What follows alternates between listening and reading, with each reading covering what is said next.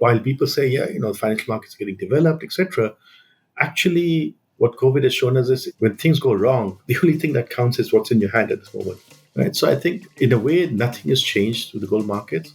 And that's something that probably is the biggest asset. The fact that it's always been the way it is and you can depend upon it.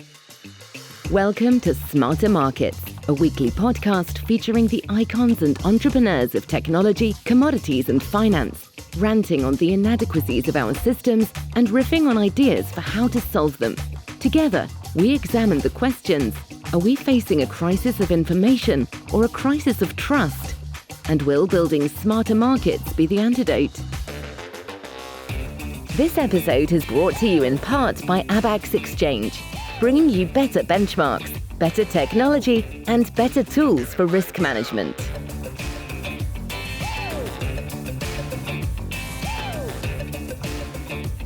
Welcome back to Commodities in Asia on Smarter Markets.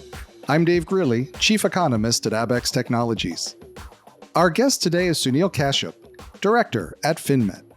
We'll be discussing gold, nickel, and managing risk in a world where physical commodities markets are increasingly centered in Asia, while the commodities futures markets are in the United States and Europe. Hello, Sunil. Welcome to Smarter Markets. Hi, nice to be here. Well, really glad to have you here. I've been looking forward to this conversation, to hearing and discussing some of your insights and experience from close to 3 decades in the Asian gold and precious metals industry. But I wanted to start in a little bit of a different direction with you today, which is to talk with you about an important event in the base metals market. I wanted to ask you about the crisis in the LME nickel markets last year, because I think it provides a window into understanding Asia's place in the metals markets and ways in which the commodities future markets have not yet adapted to the reality of the role that Asia now plays. So I was hoping you might start us off this morning by talking a little bit and sharing your perspective on the LME nickel crisis and how Asia was involved. Yeah, okay. So maybe I'll just give you the broad picture first, and then we'll just dive in and see. We'll peel away what happened and we can understand what was going on under the surface. So essentially what happened last year was that the LME nickel contract saw a huge amount of volatility. And over a very short period of time, the nickel futures prices started going up as much as 50 to 100% every day. And you had a situation where the market was chaotic, bid-offer spreads were huge, and essentially the LME had to step in and stop trading, had to review the trades that were done over the previous few hours, and then had to cancel some of the trades. So it was a huge market dislocation. And then when you peel back to see what actually was happening, you saw that on the buying side, there were several hedge funds, several institutional players who were buying nickel futures. And on the sell side, predominantly, there were some physical players. And there was one dominant Chinese producer, nickel producer, who was on the sell side. And the reason why the Chinese producer was actually selling is because he was sitting on physical stocks. And he was trying to hedge his price risk and selling the futures contract. The problem, of course, was that as the longs took more and more positions, his short position turned out to be more and more out of the money. And he had mark-to-market calls. And at one point, I think he was looking at a mark-to-market loss of close to $2 billion, which he could not fund.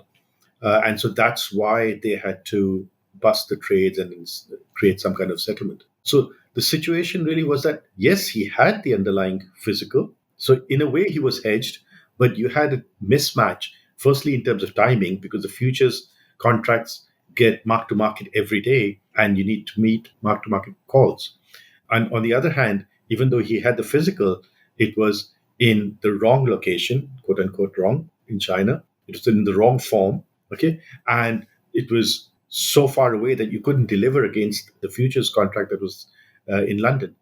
And so that this kind of basis risk, which is between the physical markets in Asia, where there are producers or consumers of physical metal who want to hedge themselves, and the futures market in the West, where these consumers and producers hedge themselves, there is a disconnect between the two. in terms of the delivery standards, the timings for delivery, the standards for delivery, etc. And that disconnect is what we call basis risk. And that basis risk has been ballooning up over time as the volumes of trading by these physical players has grown as a result of the fact that Asia itself has grown bigger and bigger in terms of the commodities market. And these issues of the growing basis between the physical markets of Asia and the futures markets that are primarily in US and Europe, I mean, these are broader than the LME nickel market. And I imagine other commodity markets share similar vulnerabilities. What do you see creating some of the vulnerabilities that lead to the dislocations? And are those vulnerabilities in the gold and precious metals markets as well? Yeah, they are in the precious metals markets as well, and I can look at those markets and give you a little bit more of a sense what's happening. Is that I think often what happens is the physical players in Asia, be it consumers or producers, they get comfortable in hedging their positions in the Western markets, and as long as the markets are orderly. Everything works out well. You can put on a position to hedge your physical, and then you can take it off when your physical position is closed out, and so everything works well. But then over time, they end up increasing the size of their positions, not realizing that they could get into a short squeeze or some kind of a mark to market liquidity crunch. And that's when the problem occurs. And we've seen that even happening in the Western markets. I mean, last year or 2 years ago in the precious metals markets, there was a dislocation between the physical market in London and the futures market in COMEX in New York. And that was because the physical markets in London worked to a different delivery standard than the futures markets in New York. And of course, the differential was enhanced. The problem was enhanced because of COVID, because you couldn't change the form that gold was available in London into the form that was required in COMEX. And that created a huge market dislocation. So it can happen even in Western markets, between Western markets, because of logistical issues which make it difficult to close arbitrage positions. But it's more the case between Asia and the West because of distance, because of the differential in delivery standards. Could you elaborate a little bit more on the difference in specification between London and New York in gold? Yeah, so the London market, the standard delivery for delivery in the London market for gold is 400 ounce bars with 99.5% purity plus. And the delivery standard in COMEX in New York is a 100 ounce bar, which is 9 and 5 plus. And the 100 ounce bars basically compares to the 400 ounce bars, is a different size, different standard. And also, in some cases, you may have a disconnect in terms of the refineries which are able to convert those 400 ounce bars into 100 ounce bars. So that differential of size and in some cases purity creates a situation where the refiners, in order to close the arbitrage, any kind of arbitrageur has to take the physical out of London, convert that into 100 ounce bars, and then deliver it to the futures contract in New York. And during COVID, that became impossible because most of the refineries were closed, flights had been cancelled, and that created the dislocation we talked about. Right. And you had mentioned earlier the idea of basis risk and the idea that in good times the markets work well enough and the basis is quote small enough that it's manageable. But there's always those risks of serious dislocations, like we saw between London and New York in gold at the early days of the COVID pandemic, and like help contribute to the short squeeze in nickel when the producer couldn't deliver against their hedges. I was curious, if we take a step back, how do you think about understanding and managing basis risk? Because there certainly has to be a better way than hope we stay in normal market conditions. Yeah, I think it's a big issue, and there's no one answer. The obvious, most simple answer people can say is manage your positions in a way that you don't run up huge positions in the futures contracts that you can't meet margin calls. Basically, the problem happens because even though you may have the physical, the delivery period for the contract may be 2 months in the future, right? But when the futures contract prices move, you need to meet margin calls on a 24-hour basis or even intraday, right? So from a intraday or short-term basis, those mark-to-market calls have to be met by liquidity. You need to have money to meet those. So you may have a cash flow issue to meet those margin calls. And I think that's where people get tripped up because they don't have enough cash liquidity. They may have the physical, but that's going to be delivered 2 months from now, right? And you need to change form and move it and deliver it into the depositories. But the immediacy of meeting mark-to-market calls is the one that people never think about. And so they run up huge positions, and then when the prices move up or down and they have a margin call, they don't have the liquidity to meet that call. And that's what creates this problem. And I'm curious, where are the banks in all of this? I worked in commodities at Goldman many years ago, and it was pretty much a normal part of the business that commercial players, participants, hedgers would do trades over the counter so that they weren't forced to make margin calls the way you would on an exchange, but you could post collateral, use your balance sheet strength to kind of protect the positions you had on your hedging positions. Are the banks not willing to extend that type of credit or participate in the over-the-counter markets in that way? Yeah, I think things have changed certainly in the last 5 to 6 years, because of banking regulation in Basel III. With the banking rules of Basel III, the whole way that commodities are reflected, physical commodities are reflected in the bank's balance sheets, the way that OTC derivatives are managed have gone through a huge change, to the extent that now a lot of the banks are not allowed to give limits. They need to, if they are giving limits for meeting OTC mark to market calls, then the capital weighting is so high that it becomes unprofitable for them. So a lot of the banks are really pulling back from this whole OTC derivatives business, and the regulators also want to push the derivatives more onto exchanges because they want more transparency. Because remember, the financial crisis when it took place was all driven by OTC derivatives, not in the commodities market, but in the credit markets and what have you. And so that's why the regulators are very keen to penalize OTC derivatives. And that makes the banks a little bit more shy than they were in the past for offering huge limits to customers, especially mark to market limits. Yeah, it's interesting. It's often when the regulators try to solve one problem and It reduce one creates form another. of risk, it creates another form of risk somewhere else. That's good. I'm curious, obviously, finding a better way to handle the mark to market for bona fide hedgers sounds like, in your view, would be a good way to help people deal with the basis risk better. Are there other ways that we can make our markets more resilient to this type of risk? Do we need better markets, better tools, better Yeah. technology, better regulation? I think one of the ways, like we mentioned, the issue really is that OTC limits are not available. So one of the ways you could look at is creating pools of liquidity regionally, okay, Hmm. closer to where the physical players are, and maybe those pools of liquidity, not maybe, have to be done through an exchange mechanism because that's what the regulators want. They want a transparent exchange where people can see prices. But if you do create those pools of liquidity through an exchange and have delivery standards which match the physical standards of that regional market, then what you do is you bridge that gap. Now, it could be that then between that regional exchange and the larger Western exchange, you create arbitrageurs who then ensure that the prices are in order.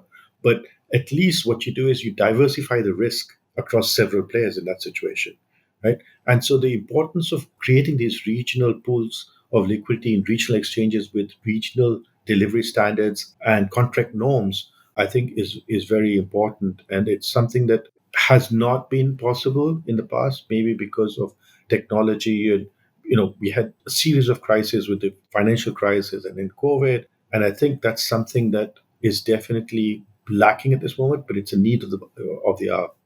Right. So when you think about a regional market for Asia, and maybe Asia's too broad, maybe it has to be a smaller part of Asia, whether it's India, China, Southeast Asia.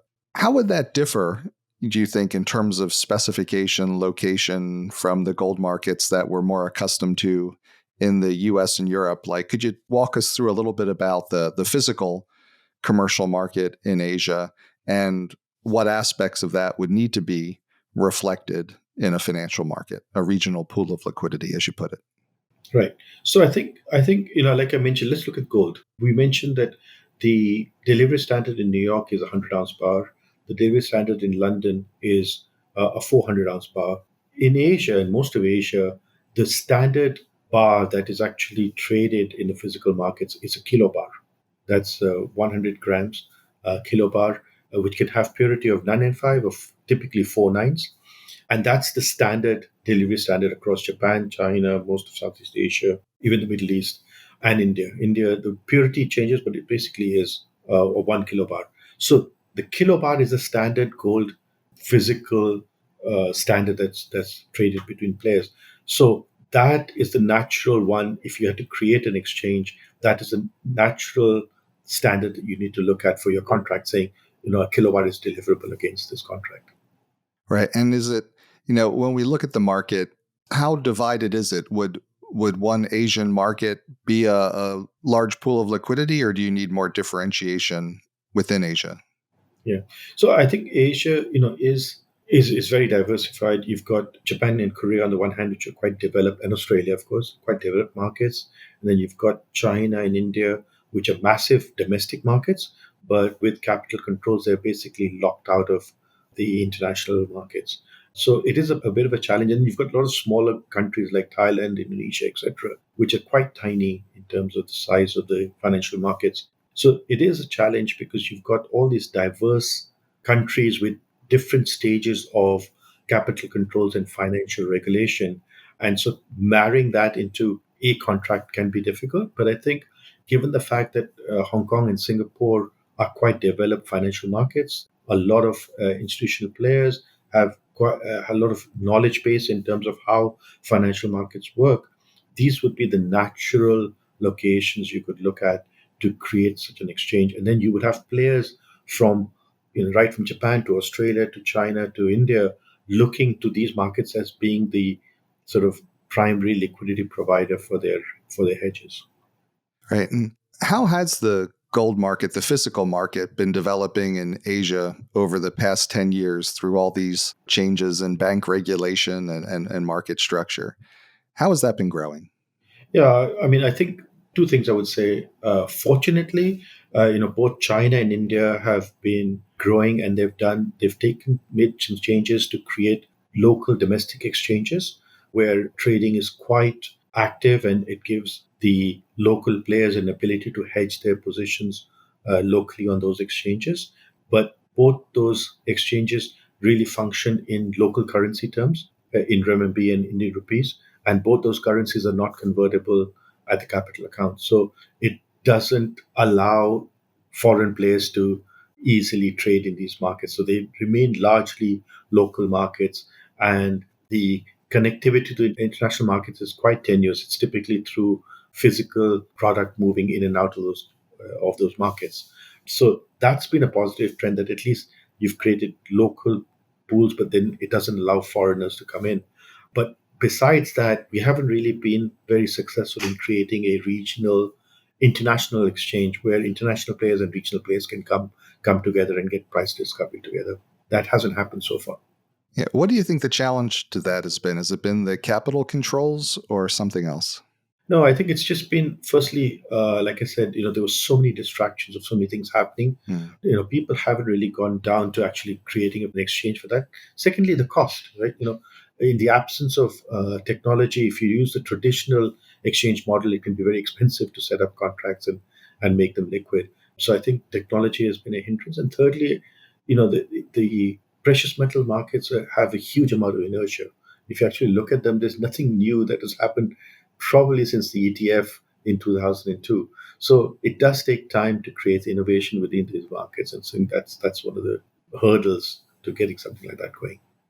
Yeah, the innovation, that there's a lot of work behind that. I was curious, where do you see like a need for innovation? People often talk about use of gold as a currency, kind of its original use. In a world where there are lots of capital controls, or do people use gold more as a common currency, or what is the demand for it in Asia? So I think if you look at India and China and even places like Thailand, Indonesia, gold often is the only international asset that local players, retail players can purchase, right? So it's the only asset which is linked to the international markets and typically linked to the US dollar.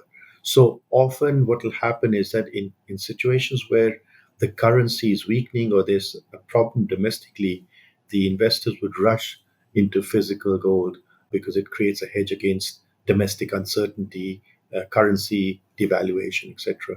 So gold does create that link in a situation where there's capital controls. But besides that, and that's been going on for years and decades, besides that, there's no real innovation that has taken place. And given your experience over the past, 3 decades, what innovation would you like to see take place? Obviously, more regional exchanges, Asian benchmarks. Is that the area, or are there some other aspects where you're like, this would really help push the industry forward?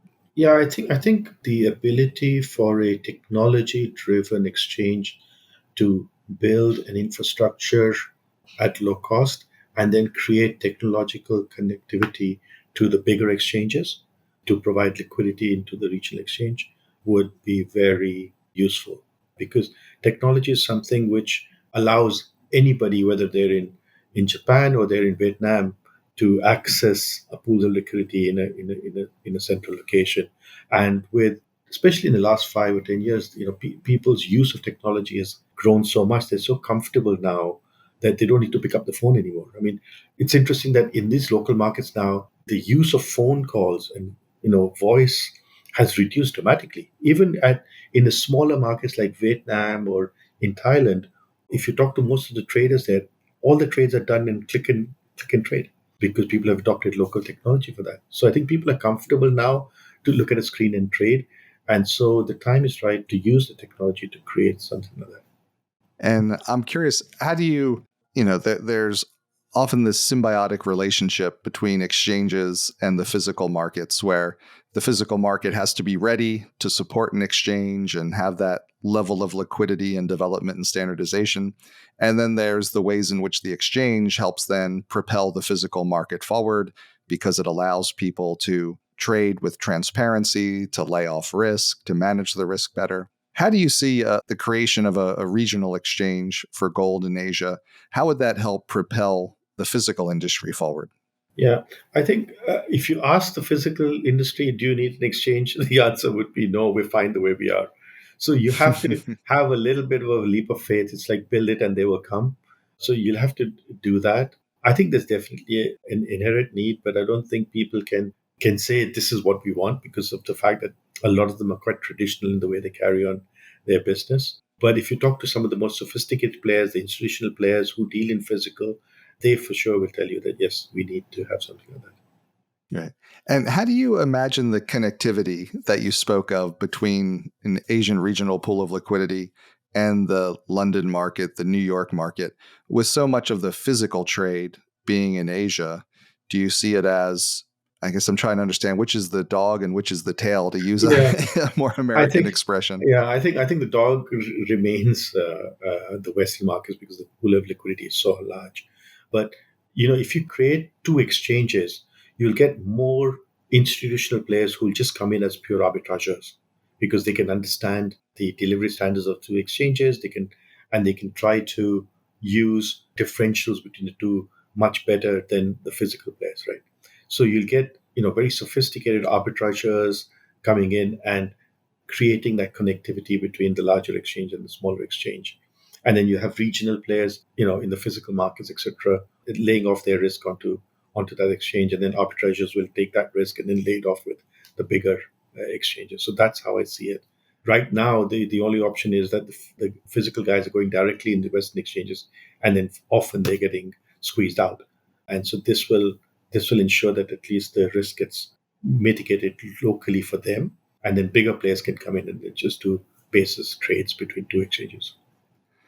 Those who can better handle that basis risk than Correct. a physical producer or buyer. Correct. Absolutely. So I was hoping maybe we could take a step back. Given your experience, I'd just love to hear a little bit about your outlook for the development of the gold and precious metals markets and industry in Asia. How much of this do you think will be driven by China, by India, or what nations, what regions do you think are doing interesting things that we need to be aware of? I think there's a couple of things I would say. One is I think there's the overall. sort of concern or something that's top of mind for a lot of players in Asia is the responsible sourcing. The fact is that there's a lot of not so good things happening in the gold market sometimes, and so the Asian players, while they were smaller, they didn't really care about any of those things. But as they've become big and by world standards they're more recognizable, they are very concerned to ensure that they don't get into any reputational risk issues. So a lot of them are upgrading their standards, their KYC, AML policies to ensure that not only are they clean because they were always okay, it's now a situation where they've got to be able to exhibit, show the world that look, we are, and then so that people can verify that they are meeting the highest global standards. So that's one thing that I see across the region happening with a lot of players, that they want to distinguish themselves, saying we are world class in terms of compliance. The second exciting thing that's happening is the setting up of a sort of an offshore exchange in India, which will trade gold in kilobars against US dollars. Right now, it's a spot physical exchange, but they're soon going to offer futures contracts. So that'll be one of the first experiments of what we're talking about, having a regional exchange traded in US dollars with a physical Asian product. So the exchange is up and running. The new contracts are being tested right now, and so by November or December, we should see them being launched. And I was curious, when you look outside of China and India, you've spent a lot of time in the gold markets in Southeast Asia. How do they fit into the Asian region as a whole in the world? Yeah, I mean, I think both Hong Kong and Singapore are the major financial markets, and they're the ones who link regional players to the international market. So most of the bullion banks have offices either in Singapore or in Hong Kong. They have metal desks there. Those metal desks are trading local London, or trading comics against the physical in the local markets. And that's clearly where the development is taking place. We are seeing more and more international bullion banks setting up offices, predominantly in Singapore. And we do see that the Singapore government is keen to promote Singapore as a regional commodities hub and encourage more physical and hedging activity out of Singapore. And I wanted to ask one last question of you before we go. 'Cause you brought up the idea that people want to know the provenance, they want to know where the gold came from. That's something we're seeing across many of the commodities markets, that people want to understand the supply chain. Was it sourced in a responsible way? When you look at that in the gold market, how do you see that developing? Is it about where the gold was mined and refined, or is it about whose hands it's passed through? Because it's kind of an interesting aspect when you have these almost the decommoditization of certain commodities, where people want to be able to distinguish commodities based on where they came from or potentially who they came from. Yeah. No, I think it's all of the above. I mean, I think people want to show that along the supply chain, there have been no illegal activities associated with the management of that gold, or the conversion of that gold from mine to money, right? And I think that's the primary concern right now. Of course, in more developed markets, people want to look at also things like carbon footprint and those kind of situations.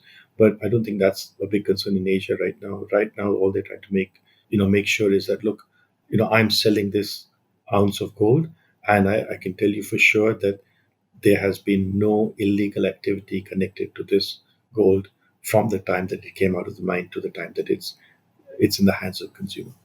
Oh, wow. And when you look forward, how important do you think that's going to be in the future?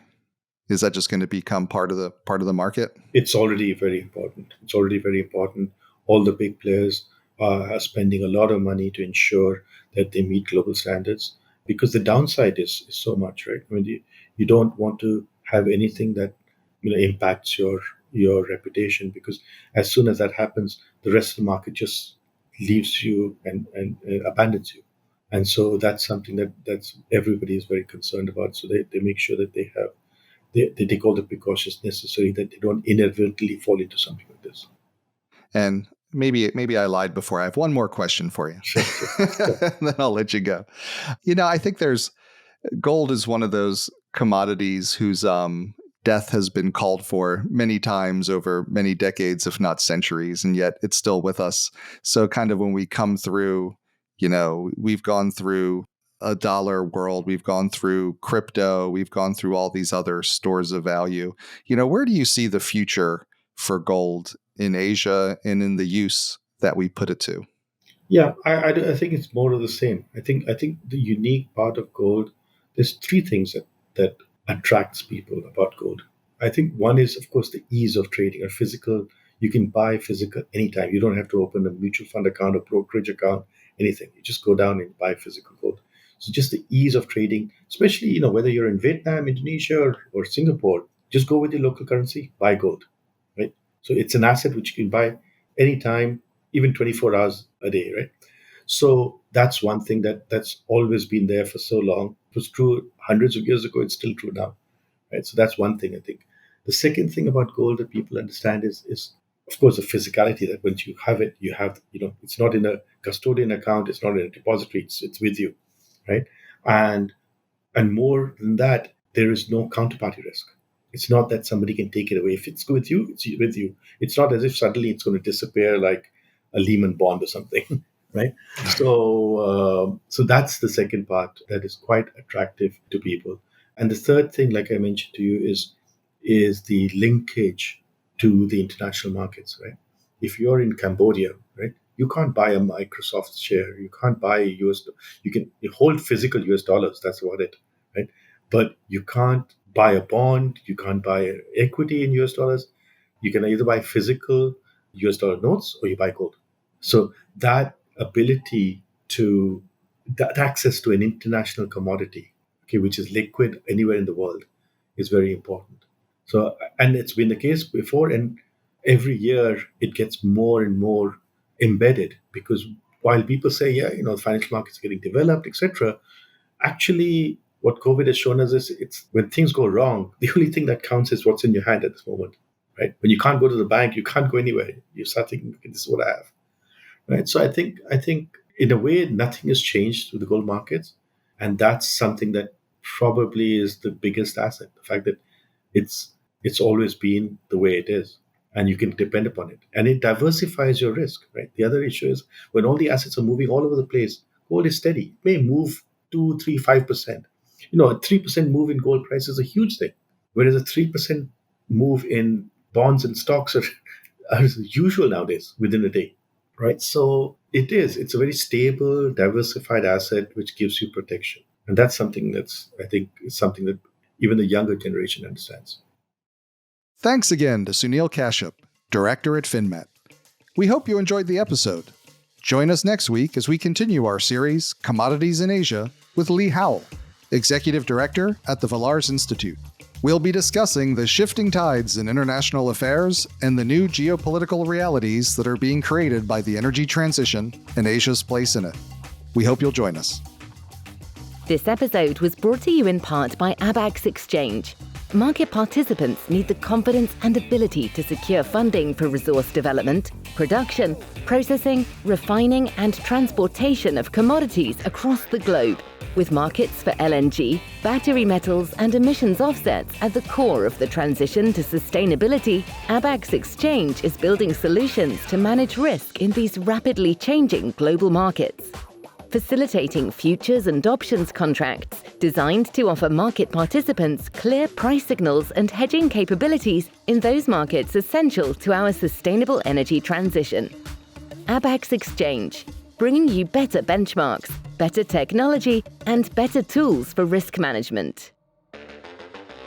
That concludes this week's episode of Smarter Markets by Abax.